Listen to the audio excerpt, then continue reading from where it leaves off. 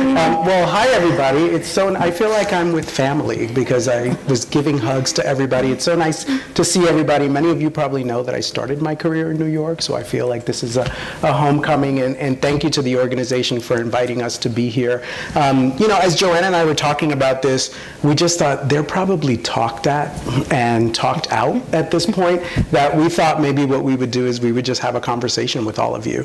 And so what I have is a couple of questions that I know many people have been thinking about higher education in the United States right now. So this is like my Oprah Winfrey moment. I get to be the interviewer. But then we're just going to open it up for questions and until Kalia says stop, because we do know that we are the only thing between you and cocktails. So I thought I'd start so you get to know President Berger-Sweeney a little bit. Nobody grows up wanting to be a college president or saying that they want to be a college president. So I'm wondering if you could tell us a little bit about your journey and why you answered the call. Right. So I was born and raised in Los Angeles. And I would say by the time I was a young teenager, I thought I wanted to be a scientist. Well, at that point, the only option you know about when you're in middle school is I want to be a doctor. So I said I wanted to be a doctor.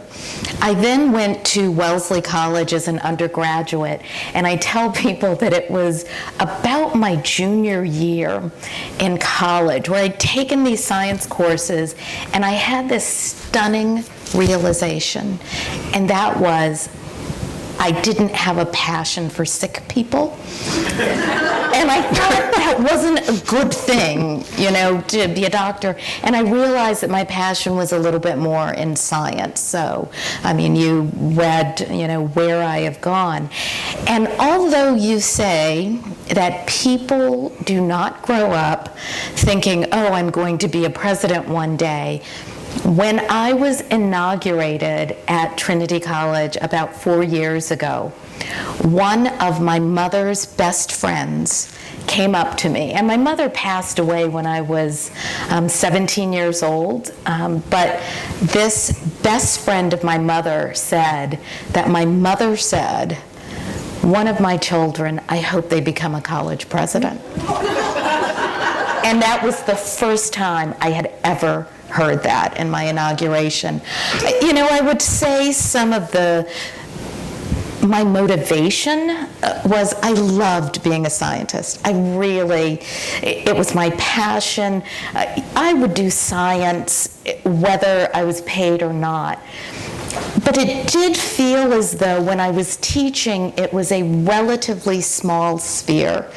And when I moved into administration, it was more how I could help other people. And one of my mentors said to me, if you're thinking about moving from being a faculty member to an administrator, just remember, nobody goes around campus saying, oh my gosh, she's my favorite administrator. You say that about a faculty, they will love you, as a faculty member, but they don't say that about an administrator. But your sphere of influence grows, and how you can help and mentor other people is just greater as an administrator and then eventually a president. The one last thing I will say about why maybe I answered the call to be a president, and that's the people who influenced me and who I saw as phenomenal presidents. And that was when I was at Wellesley College, Diana Chapman Walsh was the president when I was an administrator. And then when I was at Tufts, I was hired by Larry Backow, who is now going on to be the president of Harvard University. And when you have such incredible mentors like that, you think, oh, maybe that's a good thing to do. Good. So I was reading an article, Chronicle of Higher Education article, which I shared with you recently, that said that the American college presidency is the hardest job in the United States right now. Do you agree with that statement? And if so, why? Now, I can't say it's the hardest job in the world, because I haven't had every job in the world.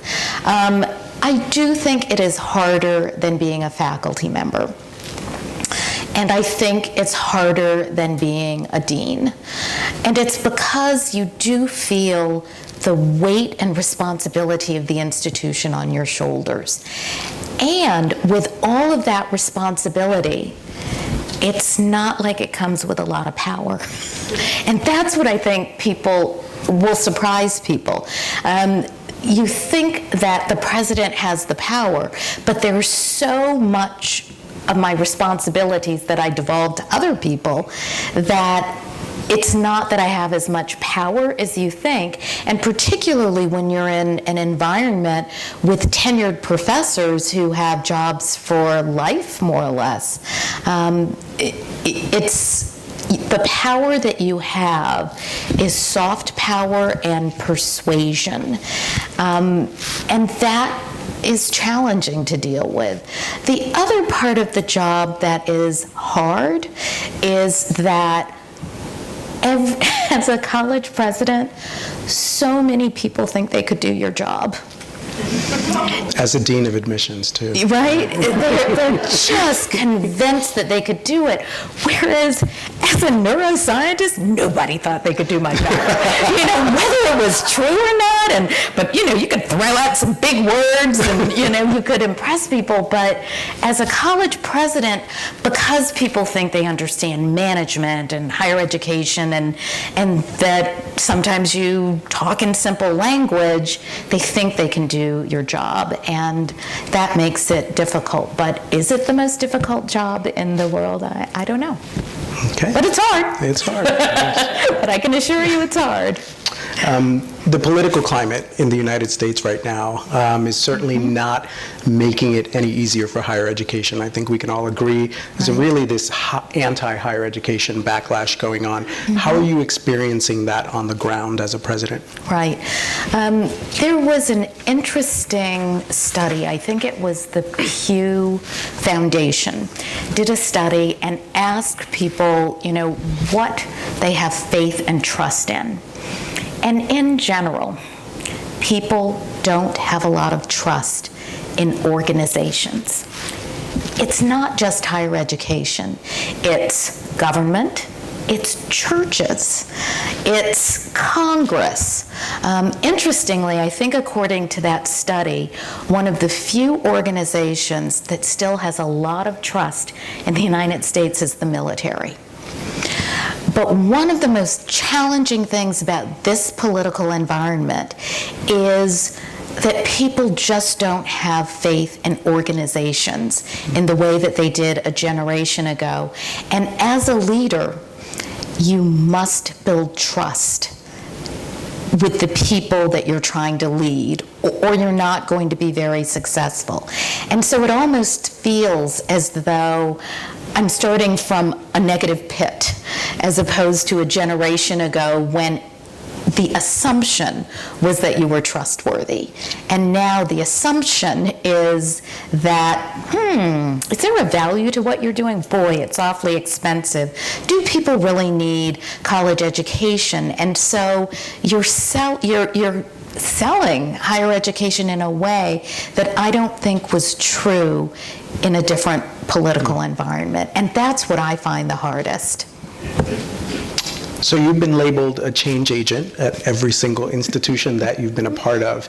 You talked right now about a lot of the challenges. So how do you create change and lead despite all of these challenges that seem to get bigger and bigger and bigger every year? Right. I think that this goes back to my training as a scientist, which means that fundamentally I'm an experimentalist. I feel like, well, let's try that. I'm not sure if it's going to work, but let's try it. And I think that is the spirit that I bring into management. Let's try this. Let's pilot this. Let's see if this works, and then evaluate and determine if we should continue in this direction or not. So I think the way that I approach management in higher education is as a learning institution. We're not just a teaching institution, we're not just a research institution, but as an institution, we also have to learn. And that means experimenting, trying things, and then determining what makes sense. So you have a really, really intense schedule. And I know this because we work very closely together. And I'm going to share an example because I experienced this 2 weeks ago, maybe. Both Joanne and I worked an entire day, got in the car to go to New York City to do our New York City Yield reception. After that, our assistants had scheduled us for a fundraising dinner that started at 8:30 p.m. at night. And then around 10:30, we got in the car and ended up, I got home like at 1 o'clock in the morning. This is her typical... Did I have a call in the car? Oh, yeah. That would have been a typical... She has calls in the car at the same time. So this is, by the way, the typical life of a college president that most people don't see. So my question for you is, how do you manage all of that? But most importantly, how do you find joy in this work, given the intensity? You're right. It's an intensive schedule, but I imagine you have an intensive schedule too. It's not just me. But what wakes me up each and every day is how important I think higher education is. How I think it's a path to, a different kind of life. I think we're an incredible experiment in America. You're putting different kinds of people together and you're saying, okay, how are we going to work as a community? And this intensive community that you almost never experience at another time in your life. That excitement that comes from each new group of students that come in every year, that is really what gives me my joy. So you've worked with 4 admission deans that I think people in the audience know really well. Janet Rapley, who's at Princeton but was at Wellesley, Jen Desjardins at Wellesley, Lee Coffin during his time at Tufts, and now me. I think she has great taste, by the way. But on a serious note, what have you have been sort of overseeing enrollment management for a long time. How have you seen that position and the work change? How has all of this evolved over time from the time you actually started overseeing enrollment? Right. So at Wellesley, I didn't oversee enrollment. I was on the cabinet, but Joyce, when you go through that list, I'm old. I mean, that's a lot of people, and that's a long time that I've been involved in higher education management and enrollment. I would say there are 2 things that I want to share with you that have changed. One, when I was first at Wellesley College, people didn't talk about enrollment as one of the primary revenue generators at the college. And the pressure that comes with feeling as though you're probably one of the top 2 revenue generators, that people just didn't talk about admissions that way. 25, 30 years ago when I started. So the additional pressure that comes because I think the higher education financial model is under such pressure, and that so much of that is focused on admissions and enrollment, that's a lot of pressure, and I think that has changed. And the other thing that has changed is the pace with which you do your work. The pace of social media and how it can blow up something, and you can have created and shaped the perfect class, and an incident happens, over the summer, in the fall, that just feels like it's tearing apart all of the work and good effort that you put into that. That kind of pace just feels different to me qualitatively and kind of quantitatively. But you might be a better person to ask that question than me. That's just my perception. You're absolutely right. I feel the pace, for sure. Yeah. So you've had 2 children go through the college admissions process. You were a survivor. I am. A daughter, astrophysics major. Am I correct on that? Well, yeah. Or yeah. in the area, Right. STEM, at Wellesley, and then your son is off to Right. Franklin and Marshall in the That fall. is correct. What did you learn about all of this throughout the process, and did it maybe change your perspective a little bit about the work that we do and that my colleagues on the other side do? Right. Bless you all. Bless you all. I have 2 very different children. As you suggested, my daughter Clara is a junior at Wellesley College. When she was 13, she said, "Mom, I'd like to be a scientist and I'd like to go to Wellesley College." And she's an astrophysics major at Wellesley College as a junior. My son, I said, "What do you think you want to do? Where do you think you want to go to college?" "I don't know." "Do you want a big school, a small school?" "I don't know." So I say bless you because you have to deal with the whole range. You've got the Claras and you've got the Thomases and everything in between. So first of all, thank you for what you do, because you know it's a time, those teenage years where most of these kids are not comfortable in their own skin. They're being asked to make a decision that people are saying from the outside will change the course and trajectory of your life, and you've got to help them through that process. So it's just amazing what you're able to do with students that age. I learned that, and I gained a much greater appreciation of what you do, kind of during that process. But one thing I will tell you as a parent, and that is, I did not read my children's college essays till the end. There were other people who were able to help them. And I read those essays, and I realized I didn't know my kids, or there were aspects of them that I had no clue about. I mean, just no clue. My daughter's essay was about being a biracial kid with a Swiss father and an African American mother. And she starts the essay, in German, with a few phrases of German and how it feels to be biracial.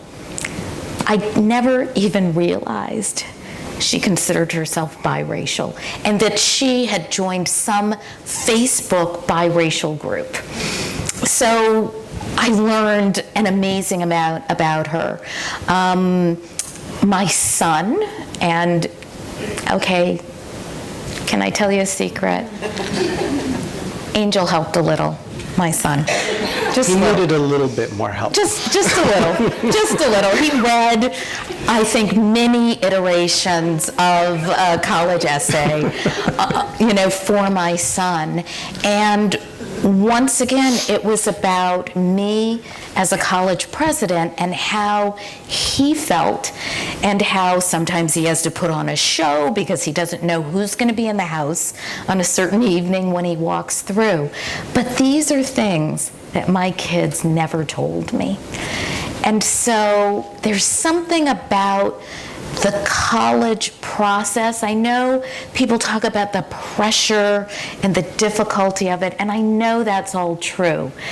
But there's also, I think, a kind of awakening that happens in these teenagers, and that you help them determine what's a good fit, where they might like to be, and why, in a way that is very challenging for a parent to do. So that's a little bit about what I learned. And once again, bless you all, because I know what you did for my kids, so I know what you're doing for all those other kids out there who are just looking for a little help.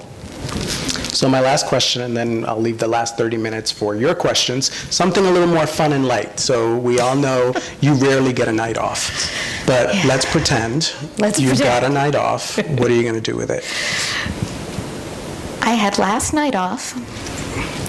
Well, it was after a meeting with student leaders, and at 6:30 I said, okay, I'd like to go spend some time with my family because I think it's going to be the only night I'm home this week.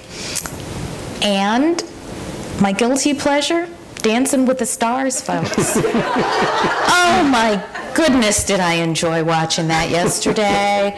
And they were twirling around now. I don't know if any of you watch Dancing with the Stars.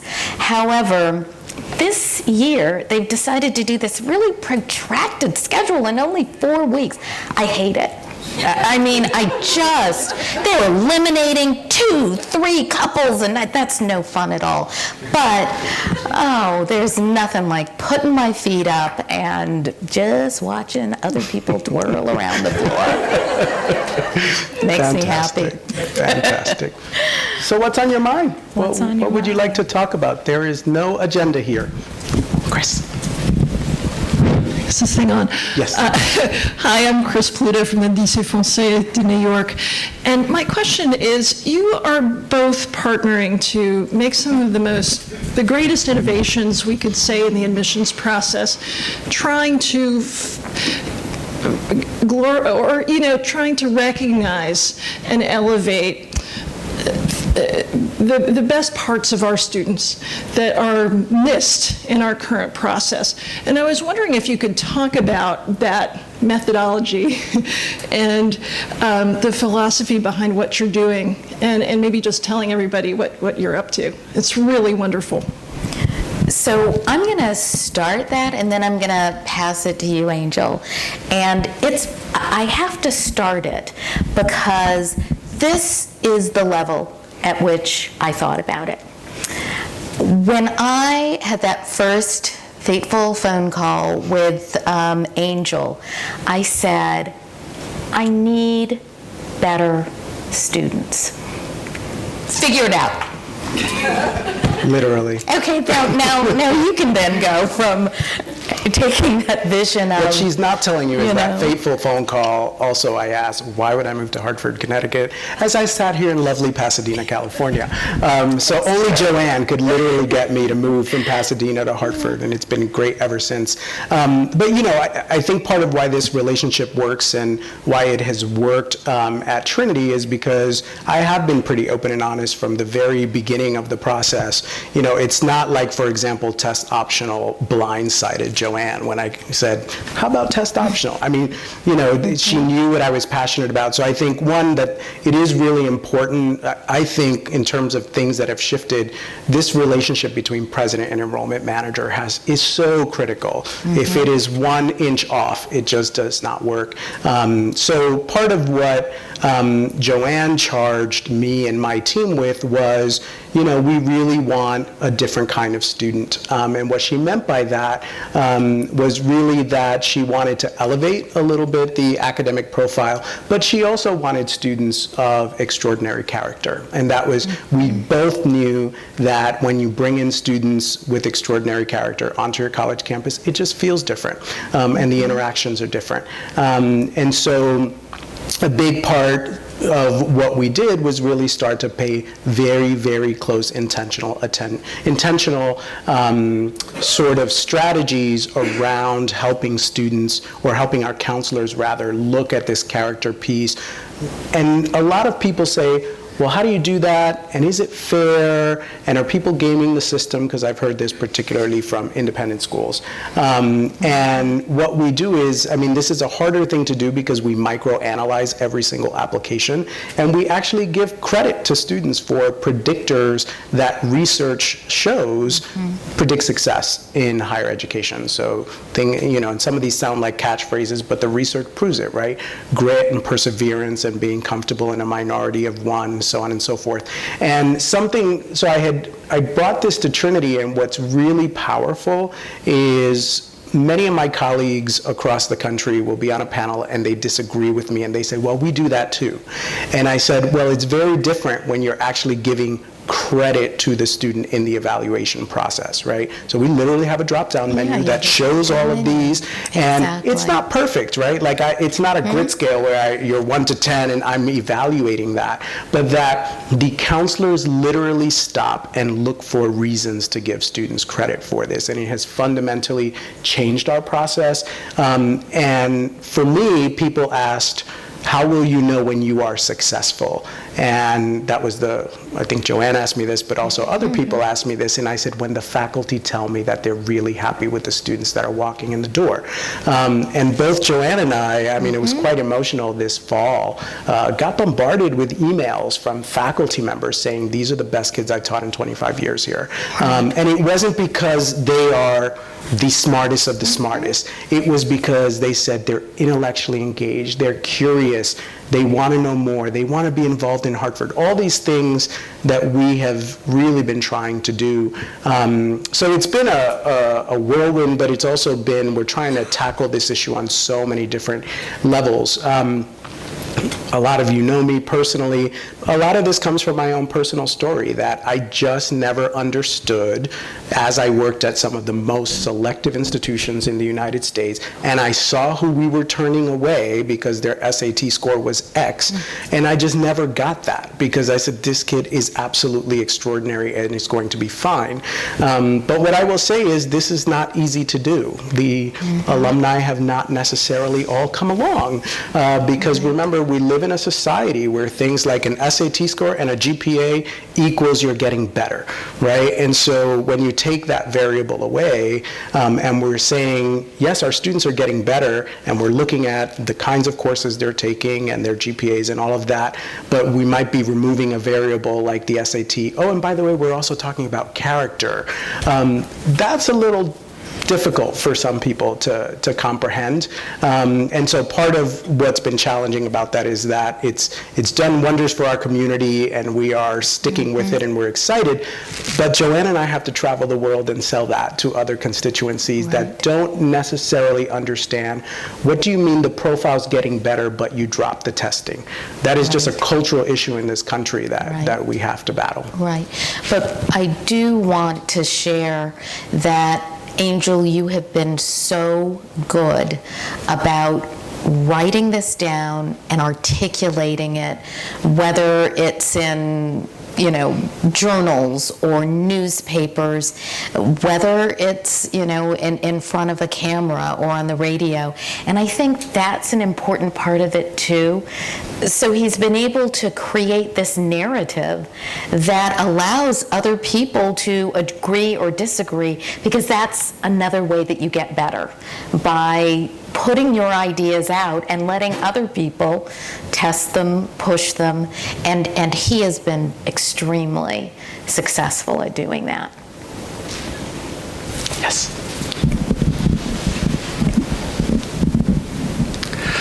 I want to ask you a little bit more about the sort of passing reference you made to deans and how nobody remembers the dean as their favorite dean or as their favorite person. In a world where, whatever it is, 15, 20, 25% of kids are showing up on campus with some kind of prescription for mental health meds, and people have been overparented, for an entire generation now, and all sorts of, different groups of people who, continue to have challenges getting along with one another, or accidentally or on purposely, offending one another, and.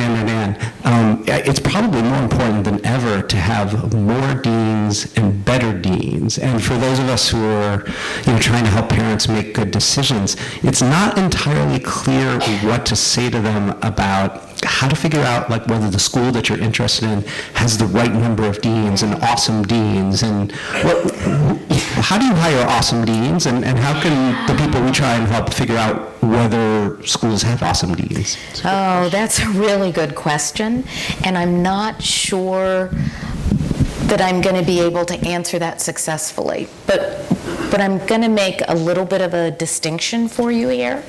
And I was a faculty member, and so I became an academic dean, not so much a student life dean. I think some students may talk about their favorite student life dean. I have still never heard anyone talk about their favorite academic dean. So I just want to make that distinction. Now, here's something that I'll tell you, and you can agree or disagree with me. When I was at Tufts, I hired a new dean of students, and I said, I don't think Tufts has enough student life deans. I think they were called ABC deans there because they split up, or maybe they were called alphabet deans because they split up the students by the alphabet. And Tufts had the same number of these student life deans that Wellesley College did, and Tufts had 1.5 to 2 times as many students. So I hired a new dean of students, and I said, the ratio seems wrong to me. Do you think you need another, alphabet dean? And he did his research, and he thought about it seriously, and he said, I don't think that's the answer. He said, students need boots on the ground when they have questions. And most of your professional deans work 9 to 5. And most students are vampires. They wake up at midnight, and they work through the night. So he told me, I think it would be better to have a system in place where you have recent graduates who are perhaps less professional but are adept at triaging and are going to be there at the times when the students have questions, which are non-standard hours. So guess what? When I moved to Trinity from Tufts, I created the program that he suggested to me by creating something called Transition Fellows, Trinity, helping with the transition from high school to the first year in college. And they were recent graduates from liberal arts colleges, boots on the ground, who were there and had their office hours during non-standard hours for the students. I think it has been an incredibly successful system called the Bantam Network. So the hesitancy I have in answering your question is, so I don't think I would say it was how many deans Trinity or Tufts or Wellesley had. It worked well with Wellesley, what they had. But this system of having, as I'm calling them, boots on the ground during the times when students have questions, who can triage such that nobody falls between the cracks. And somebody is helping with that transition from high school to the first year of college. And sometimes what these transitions fellows do, they bake cookies cookies. They are just doing things that allow students in a very relaxed setting to share where they're having trouble and difficulty.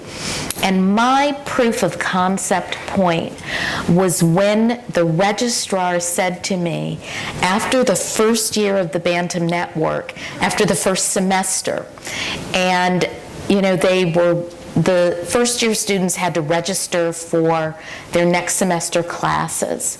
And the registrar said to me, "This is the smoothest that I have ever seen first year registration go," because they just had someone to help them know how to get online. I mean, just some things that you can't imagine are challenges. So I answered that in a slightly different way. Now, the second part of your question had to deal with the real increase in mental health issues that students have coming to our doors than they had a generation ago. I look at what I call the good and the bad side of that. So I didn't say, so my background is neuroscience. And what I say sometimes to people is I feel responsible in a very good way that more students are coming to college with medication because a generation ago they would have just been thrown aside and told they couldn't go to college. So this is, so the positive aspect of it is that people are more functional with some of these medications and drugs. Now, that's one issue. The other issue is that, if you've read the book iGen, does anyone know that book? It's this kind of fast read, and it's little I Gen. So it says, post-millennial, the next generation is I generation because they've grown up with iPhones. And we know that a lot of times it means if you've concentrated a lot of your effort with screen time, you've probably had less interaction with people. And then you put them into college where you can't just turn over your phone and say, I don't want to deal with that person anymore because they're in the lunch halls, they may be your roommate, and there are challenges. But I think that as educators and learning organizations, we have to meet that challenge. And I remember a faculty member at Tufts coming to me and complaining about the increased number of students who came with challenges and difficulties. And I said to the person, what do you think your job is? To teach the way you want to teach? Or is it to meet the students where they are? And that's what our new learning organization has to do. Meet the students where they are, put in place the kinds of supports that students need to have to thrive. I know there was a question in the back, yes. And I never answered your question, did I? Because, I don't know how you tell that from the outside, except, by students staying overnight, talking to other students, Yeah, I think being... the right question is what does this institution do that's unique to this institution to make sure that people are not falling in the cracks? Right, because that's... You get an answer like that. Exactly, and that's what it is. It's about not, different people need different things. For some, it's going to be athletics or this club, but you just don't want them to fall between the cracks. Hi, I was wondering if you could share your most honest thoughts about the U.S. News ranking system.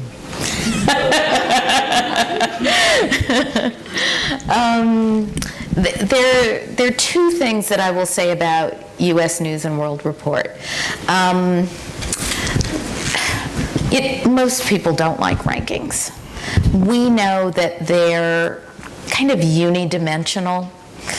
It's hard to take, especially the top 50 institutions in the country, they're really all fabulous. It's going to be a little bit more about the fit. So in that sense, I'm not wild about U.S. News and World Report. On the other hand, I think if you're at an institution where you are seeing a progressive decline, it may signal stop and try and figure out what that is. That's what I felt was happening when I came to Trinity College. It's not that I loved the rankings, but I had to step back and say, what does this decline in rankings mean? And is there something that I need to address in those rankings that will make a better educational experience for my students? And some of those numbers were suggesting to me that we could be doing some things better to provide a better educational experience. One of them was the size of our classes. They'd gone up. We're a small liberal arts, college. So as much as I don't like the rankings, when I stood back and looked at them, I realized that they were providing some information that could be useful for me in creating a better educational experience for my students. So,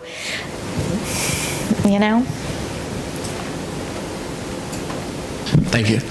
I wanted to go back just a little bit when you were talking about his question and more deans and how you're meeting the students where they are, and talk about accommodations. It seems that there's sort of two schools of thought when it comes to accommodations in colleges. There's those that appear to be simply complying with the ADA, and then those that are taking more of an active approach, either with programs or like you guys have done with the student accessibility resources.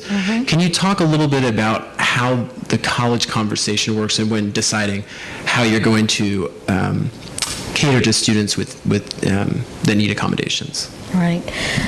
Once again, maybe I'll start at a high level, and you may be able to speak to that more. But I think the kind of educational service that we are trying to provide to our students at Trinity College, I would have to call a concierge service. We have to determine where a student is and what that student needs to thrive. And that is hard to do on a blanket and generic level. So one of the things that we do is use data to suggest to us who has trouble. And you need a couple of years of data.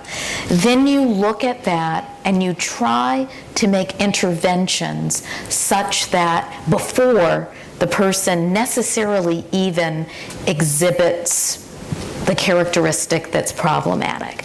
So, one example is, I was trying to think of something that was, kind of a silly, almost, generic example. And it doesn't come to mind right now.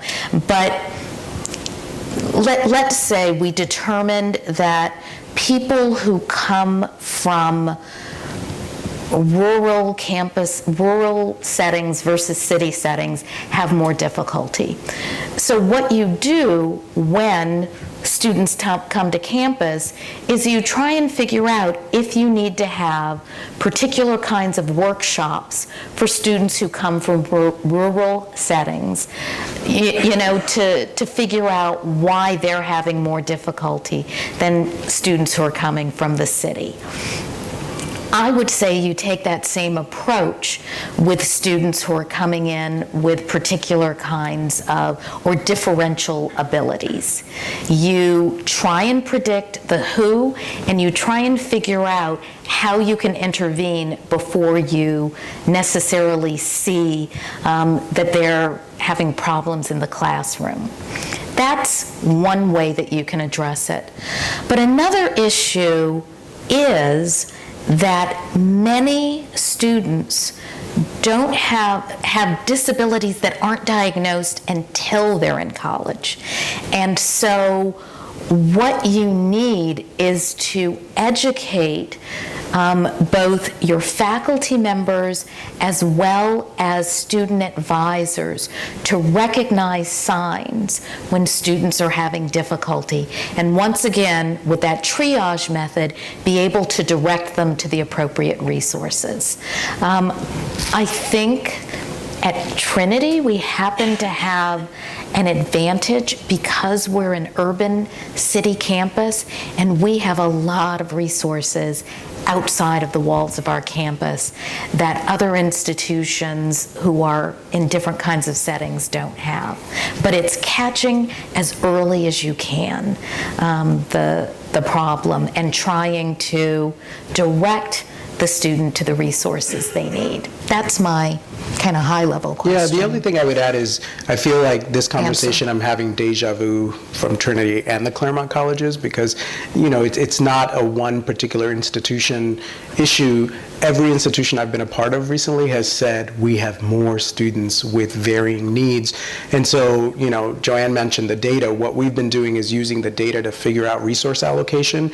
You know, at Trinity, we realized like our counseling center was really under-resourced and we needed to put resources there, you know, as well as our accommodation center. And so that's a big part of what we've been trying to do. But at the same time, we also have to bring along the rest of the campus community. And, you know, Joanne was joking about, you know, faculty saying, isn't this your job? But, you know, reminding other individuals on the campus that it's everybody's job to help these students. I know our Teaching and Learning Center, for example, has really been trying to offer workshops around how do you work individually with students. So I feel like every campus that I've been a part of recently has really been ramping this up. And because we also know, the other thing that I'll mention, this is related but not, the demographics of our campuses are changing dramatically. Okay, we have, you know, at a place like Trinity, the highest number of first-gen, low-income students and students of color this year, international students. That is different from a generation ago. And so we're not just thinking about, for example, accommodations for students with disabilities or learning differences, but also here are all these issues that students are dealing with in terms of transition that we really need to make sure we help students along with. So we're trying to be a lot more proactive in putting many more resources into those areas as well, to make sure that we're as inclusive and accommodating as possible. Right. Yes. We deal with parents sometimes a little more than we want to, and we encourage students to take ownership. Thank you. We encourage students to take ownership of their process, but working at independent schools, the parents are certainly highly involved. I'm curious if you've noticed a shift and if you've addressed having to communicate more with parents and how you go about doing that. Have we noticed a shift? Yes. Oh, yes. A dramatic shift? Yes. How do we deal with it? I mean, one of the things that we instituted was a parent directors group so that we could talk to parent directors and they can share information with other parents. We instituted a parent newsletter to give parents more information about what's happening with the students on campus in general, but that's not an easy one. And if I could have parents back off a little bit more, we'd all be happier, wouldn't we? And I tried very hard not to be one of those kinds of parents. I tried. I would also mention, so one of the areas I oversee at Trinity is career development, and you would think that at the point of job search, parents would stop. And one of the biggest shockers I had when I arrived at Trinity and started taking phone calls about career development were when, certain children wouldn't get a particular job or internship that they wanted, and the parent did not like what the director of career development said, so needed to go to the vice president. And I would listen. My goal is, as you all do, I'm sure, right? You just listen and you nod and you are empathetic. But part of what we have tried to do, at least in the Career Development Office and the Student Success Office that deals with a lot of parents, is push back and say, as we listen, like, is this really the best way to prepare your child to be resilient as they walk out of the door? And probably not the best example to say, if you didn't get the internship, it's because Trinity did something, right? Or if you didn't, one conversation I really enjoyed was a parent who was angry that the child did not get the internship because the professor didn't give her a particular grade. And so my question was, well, did she earn that grade? Like, let's start having that conversation. But part of what I try to do is to move parents towards almost their own self-realization of, oh, right, this, at a higher level, this probably isn't good for my child's development. It's interesting because I thought that, obviously I deal with a lot of parents on the admission side, but I thought certainly they would not be calling me about their child's application to JP Morgan Chase. But they do. They call. Well, I have a non-Trinity story, so this is not a Trinity parent, but someone that I was familiar with who was on the phone call on a job interview, a parent with the child.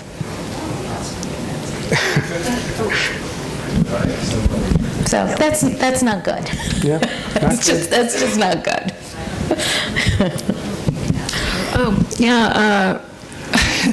I was hiring an entry-level position in my office, and the mother came to the interview. Wow. And we had to ask her to leave. Yeah. She get the job. There's one more. So as a college counselor, I'm just incredibly grateful for multi-dimensional admissions review. And I'm curious, in the times that you've been doing it, how the qualities that you're looking for have evolved, if they have at all. Qualities that you found especially predictive of student success at Trinity, maybe in particular. And Joanne, maybe a question for you is, what are some aspirational qualities that you might want to look for in students as Trinity grows in stature?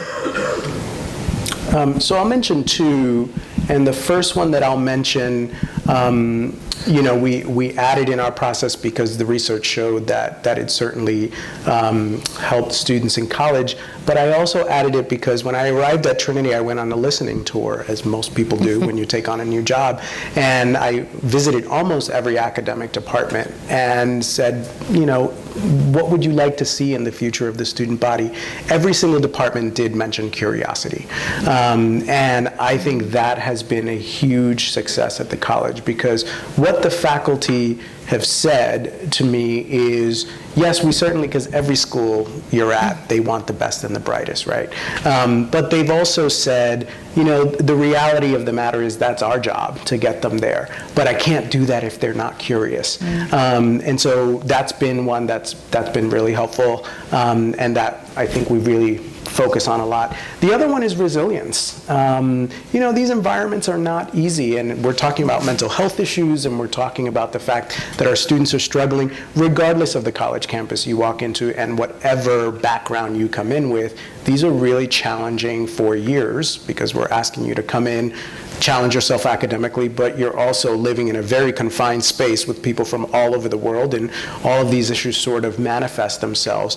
And so part of what I think we've also been really focused on is, we want to make sure that we are bringing in the students who are going to be resilient through that process and persist. So I would say, picking two, those are two that have been successful and that we want to continue focusing on. Aspirational. My aspirational is a little bit what I think has been Trinity's strength historically. And that is this balance between what I will call IQ and EQ. The balance between being smart and having some of those, characteristics of curiosity, but also a desire and ability to read social situations and to have some emotional intelligence. So for me, the ideal student has that right balance. They're not just, intellectual, and they're not purely social, but that kind of combination, I think, those are factors that are going to lead to long-term success. Do we have time for a final question? Last question. Last question. Yes. A good one. Kalia So said if it's a bad one, we're not going to answer it, just so you know. I have one. I have one. As a college president today, what is the thing that keeps you up at night? I answer that question pretty consistently. I'm asked it pretty often, and my answer is student behavior. 18 to 22-year-olds, and that's not our total population, but that's the majority of students, don't always make wise decisions. I know this is a surprise to all of you, because you have them a little younger, but I know you think they hit 18 and their maturity level just goes off the roof when they go to college. And so the things that keep me up at night are, please don't drink too much. Please don't get yourself in social situations that you don't know how to get out of. Some people think it's the money, but it's not the money. It's people dealing with people and the challenges of primarily 18 to 22-year-olds dealing with each other, very often the first time away from home, interacting in different situations with a very different group of people than they generally have dealt with before. That keeps me up at night.